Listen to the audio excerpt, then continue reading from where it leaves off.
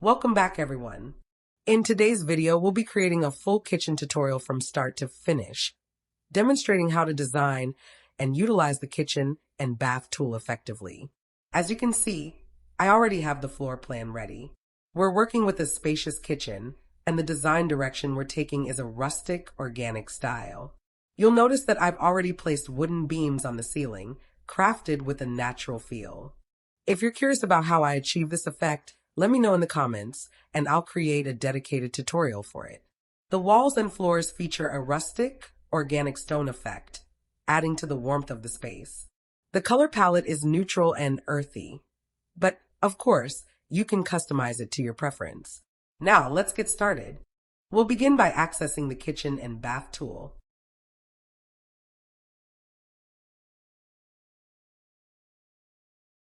It's quite simple. Just select a cabinet and place it where needed. The choice of cabinets is entirely up to you. I'm starting with the base cabinets beneath the window, selecting a cabinet that will house the sink. Feel free to follow along as I go through my selection process and layout placement. On the side panel, you'll find an extensive library of options, including tabletops, kitchen appliances, bathroom cabinets, auxiliary panels, and more. Take your time to explore the available selections. For now, I'll proceed with choosing my sink cabinet.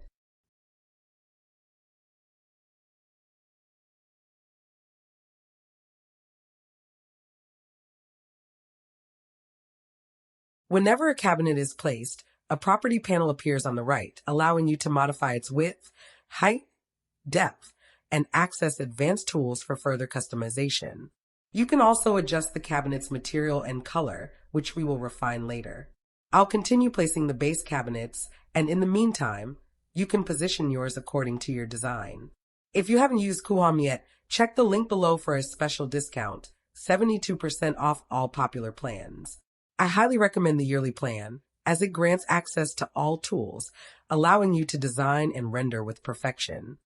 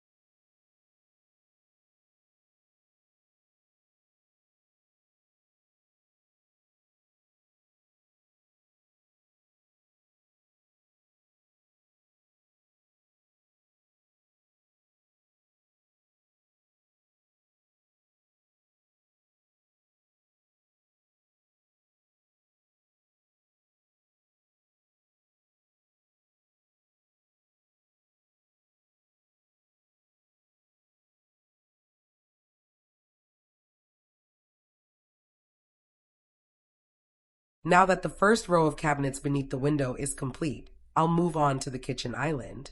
I want this island to be large and functional, incorporating a custom-modeled countertop for a unique look. Before that, I'll select the base cabinets that will go underneath. I've decided to integrate a sink into the island as well, specifically a rounded sink for vegetable cleaning. Additionally, I'll be including a gas stove or possibly a full range. The exact configuration will evolve as I refine the design, but for now, I'll continue placing the necessary cabinets. If you don't find a cabinet that fits your needs within the library, there's an option to customize the internals, a great feature for client-specific requests that require custom-built solutions.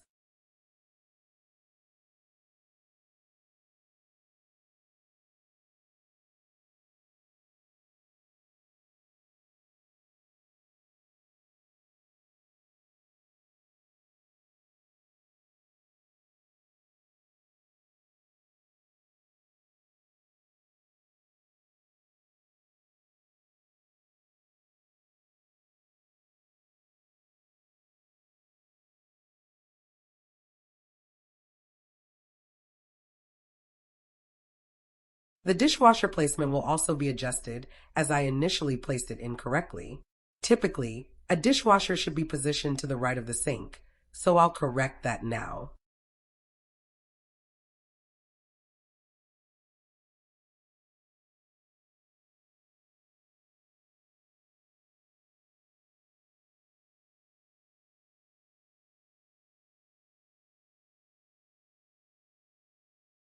For the stove, I've selected a dedicated oven cabinet, but if you prefer a freestanding range, you can choose that from the kitchen and bath library or the general furniture category.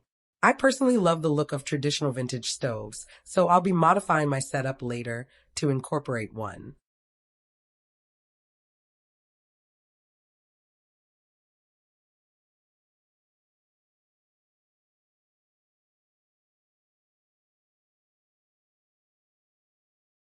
I'm now adding an oven, though I might replace it later. When designing a kitchen island, don't forget to cover the backside of the cabinets with a panel. This can be found under auxiliaries, and you can resize it to fit the dimensions of your island.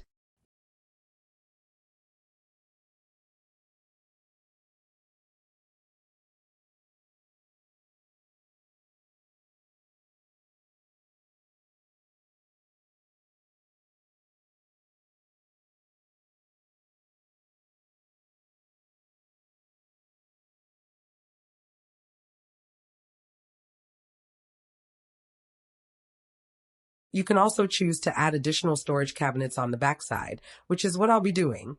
I believe there's no such thing as too much storage.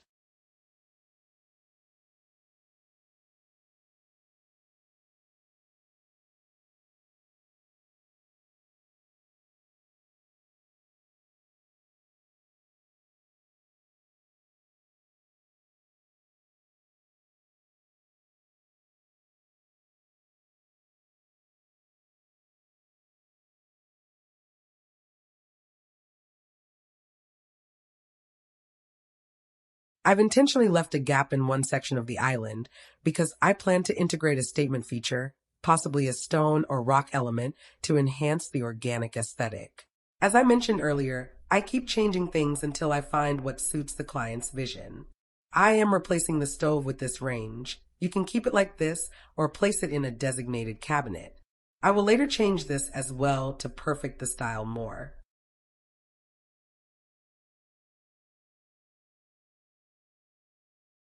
Now, let's move on to appliance placement. To add a sink, select the cabinet, open the property panel, click on the hammer tool, and choose a sink from the menu.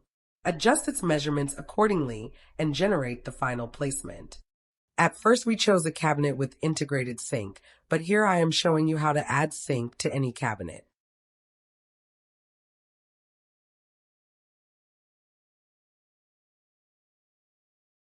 You can also select a faucet from this panel or choose one later from the library. If you have custom 3D models, you can upload them, an option available with most plans. Adjust the installation type here. This allows you to place the sink in different ways. I always keep it at tile in because I like it seamless and clean. I'm doing the same thing for the other round sink.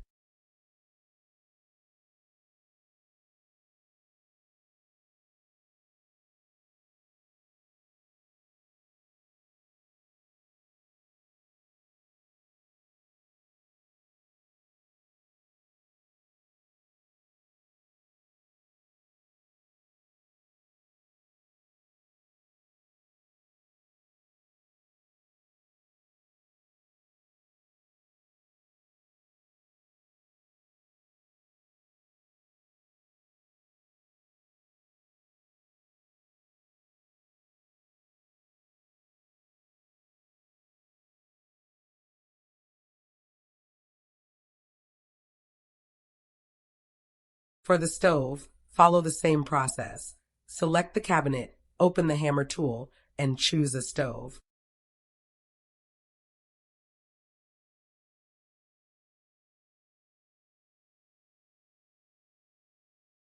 You can decide whether to have it mounted on top or flush with the countertop for a seamless look.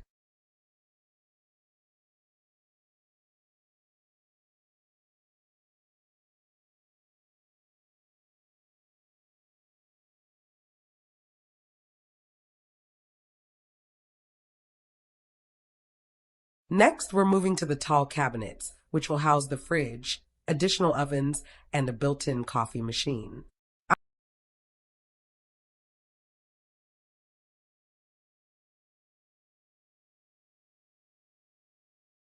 I'm selecting a tall oven cabinet with drawers, but I'll likely adjust this later. At this stage, I'm simply demonstrating the placement process.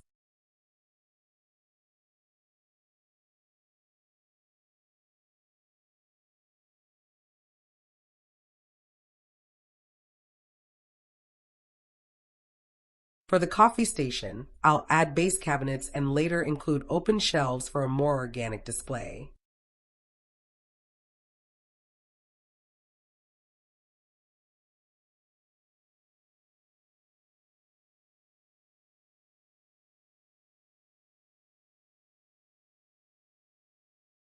I'm also placing an integrated coffee machine inside a cabinet for a seamless look. As always, measurements can be adjusted for precision.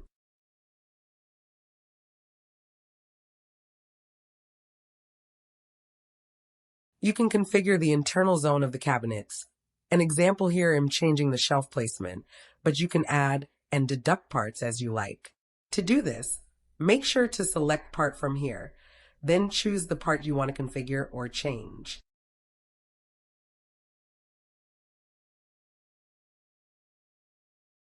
Also double-click to select any parts inside and adjust as you wish.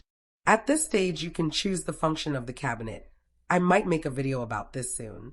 This allows you to configure what's inside the cabinet and how it opens or functions.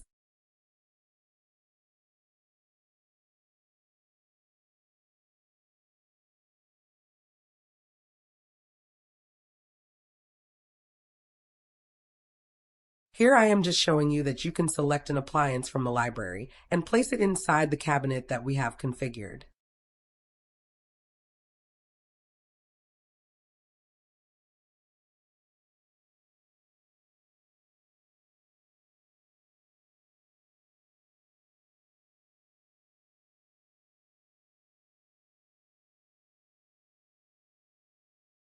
Now that all the cabinetry is in place, we'll move on to materials and finishes.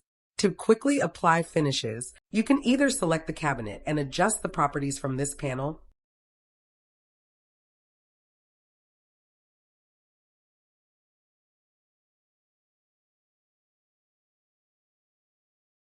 or we can use the Global Style tool, which allows you to change the material of all similar cabinets in one go. I'm selecting a wood texture from my saved materials, but you can explore different finishes based on your design preferences.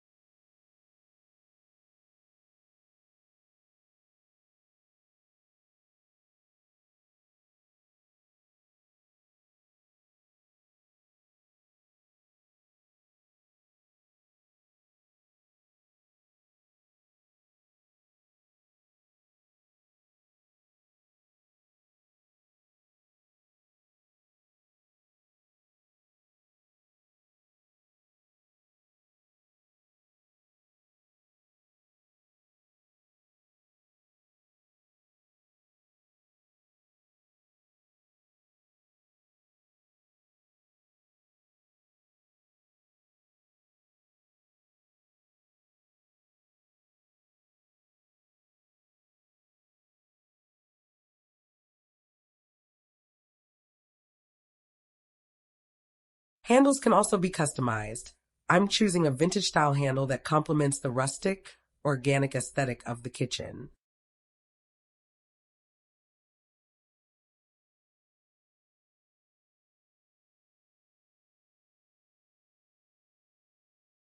If you have a custom cabinet finish that isn't available in the kitchen and bath tool, you can apply it using a simple workaround. Upload the material and apply it to a wall or floor first.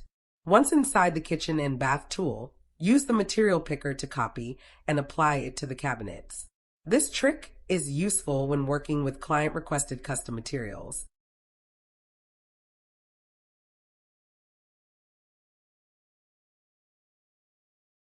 You can also randomize the texture orientation for a more natural, organic look, ensuring that each cabinet has a unique variation rather than a repetitive pattern. From the brush tool, select the randomize or rotation texture brush and click on the finish to adjust it. Click twice or 3 times until it looks different than the other cabinet.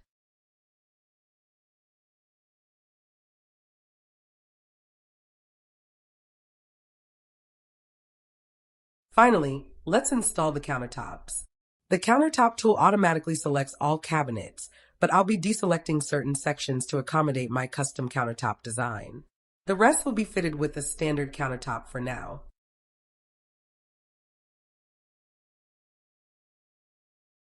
First, choose your front edge and material.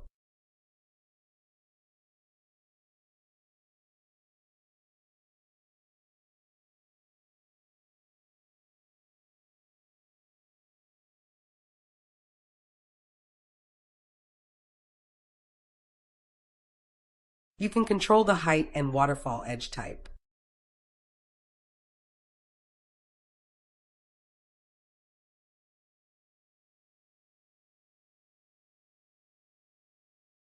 When you are done, click Generate and the beautiful countertop is placed perfectly.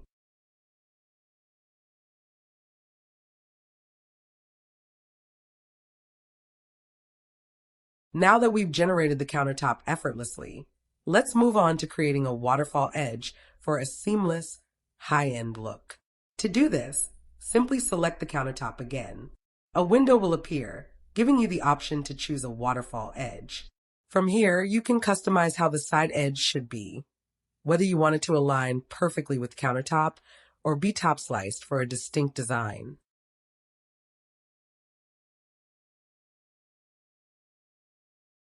Once you've made your selection, confirm the generation, then click Generate twice and the waterfall edge will be created.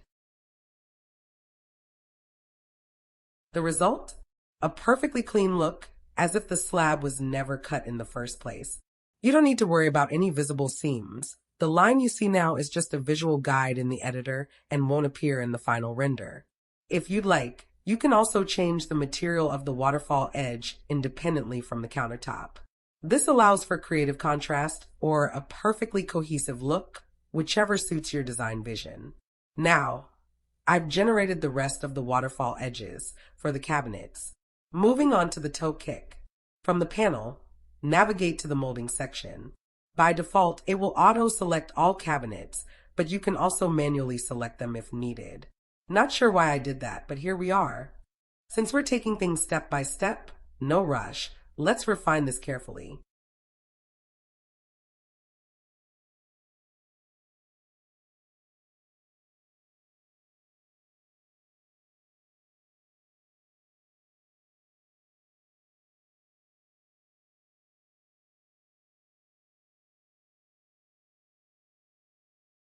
You can change the Toekick style to match your design. I went with a matte, bold design, which I feel complements the cabinet handles beautifully. Of course, you can also adjust the material to either match the countertop or introduce a different finish for contrast. Design doesn't have rules, or does it? If you want the Toekick to wrap around the entire cabinet structure, simply select Generate Wrap and proceed. Now let's see the results. There you go. The Toekick is slightly raised above the floor level. To fix this, just check the box that says Align to 0 with floor, and it will sit flush and seamless, perfectly integrated into the design. Additionally, you can adjust the height and modify how the Toekick sits in relation to the cabinets. Some designs feature a recessed Toekick. You can achieve this by selecting the Extend properties and pushing it backward.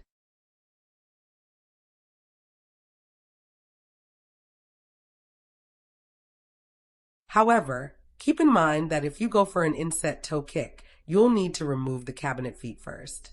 Simply delete them, and the recess placement will work perfectly. That's it. Now, I'll go ahead and generate the Toekick molding for the remaining cabinets and update you once it's done. I hope this video was helpful. I didn't want to make it long, so I made 2 parts. In the next part, we will tackle the fun part of decoration, lighting, style, and rendering. I will make it as detailed as possible, so don't forget to subscribe to receive all notifications. Also like and share. Thanks for watching, and see you in the next video.